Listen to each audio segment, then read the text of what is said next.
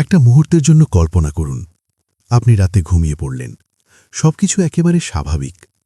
কিন্তু সকালে উঠে দেখলেন আপনার ঘরের খেলনাগুলো কেউ খুব যত্ন করে সাজিয়ে রেখে গেছে। আপনি নিশ্চিত এটা আপনি করেননি। ঠিক এমনটাই ঘটছিল 7 বছরের একটা মেয়ে ক্যালির সাথে। প্রতিদিন সকালে ঘুম থেকে উঠে সে দেখত তার খেলনাগুলো নতুন করে সাজানো, কখনো চা সেট সুন্দর করে কার্পেটের উপর রাখা, কখনো পুতুলগুলো সারি করে বসানো, এমনকি তার সব স্টাফড খেলনাও যেন কেউ ইচ্ছে করে সাজিয়ে রেখেছে। ক্যালি যখন মাকে বলল, মা হেসে বললেন, ওটা তোমার কল্পনা সোনা। বাবাকে বললে বাবা চোখ টিপে বললেন, হয়তো তুমি ঘুমের মধ্যে করো। কিন্তু ক্যালি জানত সে এসব কিছুই করেনি।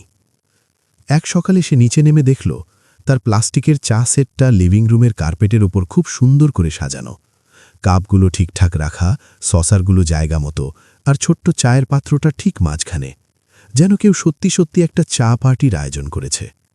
মা তখন তার চুলে হাত বুলিয়ে বললেন নরম স্নেহের সুরে, হয়তো ঘুমের মধ্যেই তুমি করেছ সোনা। কিন্তু ক্যালির মনে হচ্ছিল ব্যাপারটা এত সহজ নয়। পরের সকালে রহস্যটা আরও অদ্ভুত হয়ে গেল। তার 11টা স্টাফড খেলনা, যেগুলো সাধারণত কোণের হলুদ ঝুড়িতে এলোমেলোভাবে পড়ে থাকত, এবার সেগুলো ঘরের মাঝখানে মেঝেতে একদম নিখুঁত একটা বৃত্তে বসানো। সবগুলো খেলনা ভেতরের দিকে মুখ করে আছে, যেন মাঝখানে অদৃশ্য কাউকে ঘিরে বসে আছে। ক্যালি দরজার সামনে দাঁড়িয়ে অনেকক্ষণ শুধু তাকিয়ে রইল, তার মোজা পরা পা ঠান্ডা কাঠের মেঝেতে। কিন্তু সে সঙ্গে সঙ্গে ঘরে ঢুকল না। খেলনাগুলো যেভাবে এত যত্ন করে সাজানো ছিল, তাতে তার বুকের ভেতর শ্বাসটা একটু ভারী হয়ে গেল।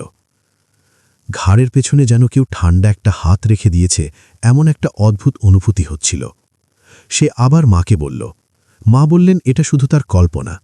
বাবাকে বললে বাবা হেসে বললেন, হয়তো তুমি ঘুমের মধ্যে হাঁটো। তিনি এটাকে প্রশংসার মতো করে বলেছিলেন, কিন্তু ক্যালির কাছে সেটা মোটেও প্রশংসা মনে হয়নি। তাই সে ঠিক করল এবার সত্যিটা সে নিজেই খুঁজে বের করবে। অক্টোবরের শেষের দিকে এক বৃহস্পতিবার রাতে বাইরে বাতাস জানালায় ধাক্কা মারছিল, আর উঠোনের ওক গাছের লম্বা একটা ডাল বাড়ির গায়ে ঘষা খাচ্ছিল। ঘুমাতে যাওয়ার আগে ক্যালি খুব ইচ্ছে করে তার খেলনাগুলো সাজিয়ে রাখল। তার প্রিয় পুতুল রোজিকে কার্পেটের ঠিক মাঝখানে বসালো, কাঠের ব্লকগুলো বুকশেলফের পাশে একদম সোজা লাইনে রাখল, মিউজিক বক্সটা মেঝেতে খোলা রেখে দিল। ভিতরের ছোট্ট ব্যালেরিনা যেন মাঝ ঘূর্ণনে থেমে আছে। তারপর পেন্সিল দিয়ে সবকিছুর অবস্থান এঁকে একটা ছোট মানচিত্র বানালো। সব ঠিক আছে কিনা দেখে সে বিছানায় উঠে কম্বলটা চিবুক পর্যন্ত টেনে নিল। তার ঘুমানোর ইচ্ছে ছিল না, সে অপেক্ষা করতে চেয়েছিল। কিন্তু তবুও সে ঘুমিয়ে পড়ল। রাতের গভীর কোনো এক সময়, যে অন্ধকারে মনে হয় সূর্য বলে কিছু আদৌ আছে কিনা তাও ভুলে যেতে হয়, হঠাৎ ক্যালির ঘুম ভেঙে গেল। সে শুনতে পেল তার মিউজিক বক্সের নরম সুর বাজছে, কিন্তু এটা সেই শেষ হয়ে যাওয়া ধীর সুর নয়। এটা একদম পরিষ্কার, নতুন করে বাজছে, যেন কেউ ঠিক এখনই চাবিটা ঘুরিয়েছে। ক্যালি একদম স্থির হয়ে শুয়ে রইল, চোখ খোলা। তার ছোট শরীরের প্রতিটি স্নায়ু টান টান হয়ে গেছে। তারপর সে শুনল কাঠের ব্লক সরানোর নরম ঠকঠক শব্দ। খুব ধীরে ক্যালি মাথা ঘুরিয়ে ঘরের দিকে তাকালো।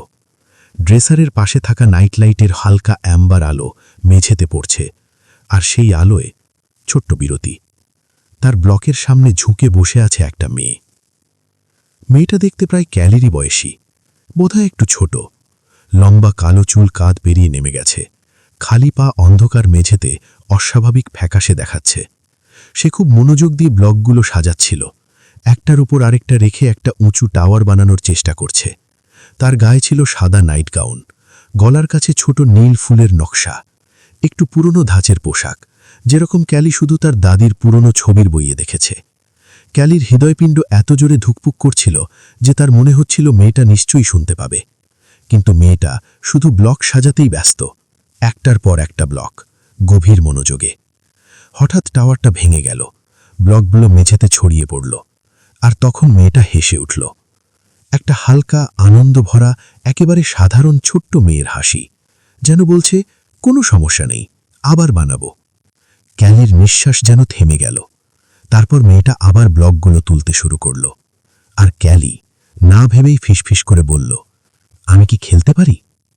মেয়েটা থেমে গেল। কিছুক্ষণ একদম নড়ল না। ঘরটা যেন নিঃশ্বাস আটকে রাখল। তারপর ধীরে ধীরে সে মাথা ঘুরিয়ে ক্যালির দিকে তাকালো। তার মুখ নমর, একদম ভয়ের কিছু নেই। বড় বড় কালো চোখ নাইট লাইটের আলোয় ঝিলমিল করছে। সে কিছু বলল না, শুধু হালকা করে হাসল। তারপর একটা কাঠের ব্লক ক্যালির দিকে বাড়িয়ে দিল। ক্যালি বিছানা থেকে নেমে এলো। ঠান্ডা মেঝে পেরোয় সে মেয়েটার সামনে বসল। তারপর দীর্ঘ এক রাত দুজন মিলে টাওয়ার বানালো, ভাঙল, আবার বানালো, আবার হাসল। মেয়েটা একটাও কথা বলেনি, তবুও তারা বুঝতে পারছিল একে অন্যকে। কোনো এক সময় ক্যালি খেয়াল করল তার আঙুল ব্লকের ধুলিতে কোনো দাগ ফেলছে না। কোনো এক সময় সে বুঝল মিউজিক বক্স আবার বাজছে, যদিও কেউ তাকে ঘোরায়নি। কিন্তু সে এসব নিয়ে ভাবল না, কারণ মুহূর্তটা খুব সুন্দর ছিল। সকালে যখন ক্যালির ঘুম ভাঙল, সে তার বিছানায়, কম্বল চিবুক পর্যন্ত টানা। জানালা দিয়ে সোনালি আলো ঢুকছে, আর কার্পেটের মাঝখানে দাঁড়িয়ে আছে একটা নিখুঁত উঁচু ব্লকের টাওয়ার। যতটা উঁচু সে কখনো একা বানাতে পারেনি। ক্যালি নিচে নেমে নাশতার টেবিলে বসে কিছুই বলল না, কারণ সে ভয় পায়নি। আর সে ভাবেনি কেউ বিশ্বাস করবে না।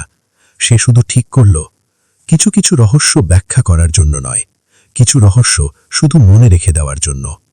সেদিন রাতে ঘুমাতে যাওয়ার আগে ক্যালি আবার খেলনাগুলো সাজিয়ে রাখল। চা সেট কার্পেটে, মিউজিক বক্স খোলা, রোজি মাঝখানে বসে। সে বাতিটা একটু জ্বালিয়ে রাখল। তারপর বিছানায় শুয়ে নরম গলায় বলল, আজ রাতে দেখা হবে। মাথা বালিশে পড়ার আগেই সে ঘুমিয়ে পড়ল। আর তার ঠোঁটে একটা ছোট্ট হাসি। আর হ্যাঁ, আপনার ঘরে মাঝরাতে কেউ খেলনা নিয়ে খেলুক বা না খেলুক, আপনি চাইলে কিন্তু আমাদের লাইক, শেয়ার আর সাবস্ক্রাইব বাটনগুলো নিয়ে একটু খেলতেই পারেন। কারণ আপনার একটা সাবস্ক্রাইবই আমাদের গল্পের জাদুর টাওয়ারটাকে আরও একটু উঁচু করে তোলে। তাই হাসি মুখে বাটনগুলো ছুঁয়ে দিন। কে জানে, হয়তো কাল সকালে উঠে দেখবেন এই জাদু বাক্স থেকে আপনার জন্য নতুন আর একটা রহস্যময় গল্প অপেক্ষা করছে।